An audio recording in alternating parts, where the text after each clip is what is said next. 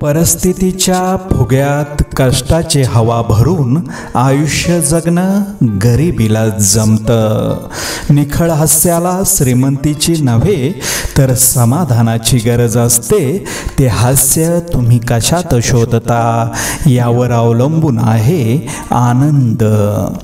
जर नशीब काही चांगले देणार असेल तर त्याची सुरुवात कठीण गोष्टीने होते आणि नशीब जर काही अप्रतिम देणार असेल तर त्याची सुरुवात अशक्य गोष्टीने होते।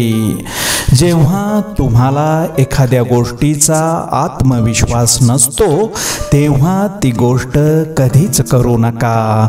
तिथे तुम्ही तुमचा वेळ पैसा वाया घालवत असता। संपर्कातल्या व्यक्तींना पारखताना स्वतःच्याच नजरेने पारखावे। दुसऱ्यांनी दिलेला चष्मा घालून पारखल्यास बऱ्याचदा त्यांची खरी ओळख होतच नाही। परिस्थितीशी झगडून पुढे आलेली माणसं नेहमी जपली पाहिजेत, कारण जीवनाचे तत्वज्ञान ही माणसं फक्त शिकलेली नसतात तर जगलेलीही असतात। वाटतात तितक्या सोप्या नसतात काही गोष्टी। अनुभव म्हणजे काय हे तेव्हाच कळते जेव्हा एखादी ठेच काळजाला लागते।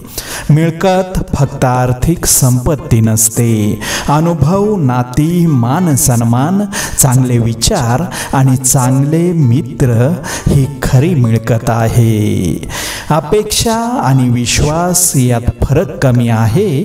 अपेक्षा ठेवायची असते तर विश्वास कमवावा लागतो।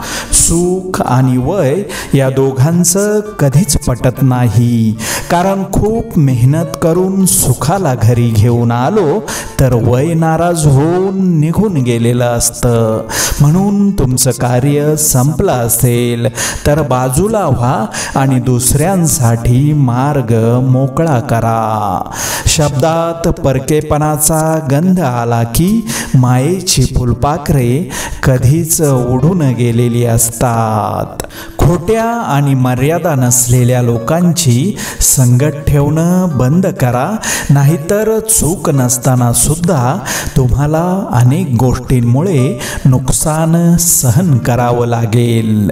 पूर्णपणे ओळखू न शकलेल्या व्यक्तीला आयुष्यात कधीच जास्त जवळ करू नका।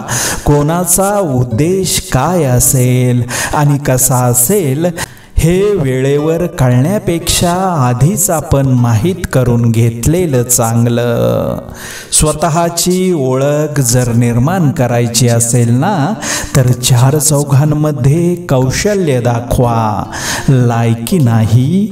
परिस्थिती हा सगळ्यात मोठा गुरु आहे, कारण आयुष्यात जगायचं कसं हे आणि कोणाशी वागायचं कसं हे परिस्थितीशिवाय दुसरं कोणी शिकवू शकत नाही। मोठमोठ्या प्रश्नांमध्ये गुंतून पडू नका, कारण आयुष्य आपल्याला लहान लहान प्रश्नांनी हरवत असते। आयुष्याचा प्रवास सुख आणि दुःखाचे हेलकावे खात होत असतो। निस्वार्थी जगायचं ठरवलं की जीवाला जीव देणारी माणसं ही भेटत जातात।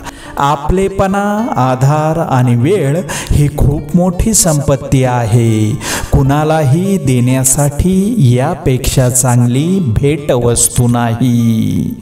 ऐपत बदलत राहते, त्यानुसार वृत्ती आणि कृती बदलू नये। आपल्याला ज्या लोकांमुळे त्रास होतो त्यांचे खरं तर आपण आभार माना, कारण त्याच लोकांमुळे कसं वागायचं आणि कसं जगायचं हे शिकायला मिळतं।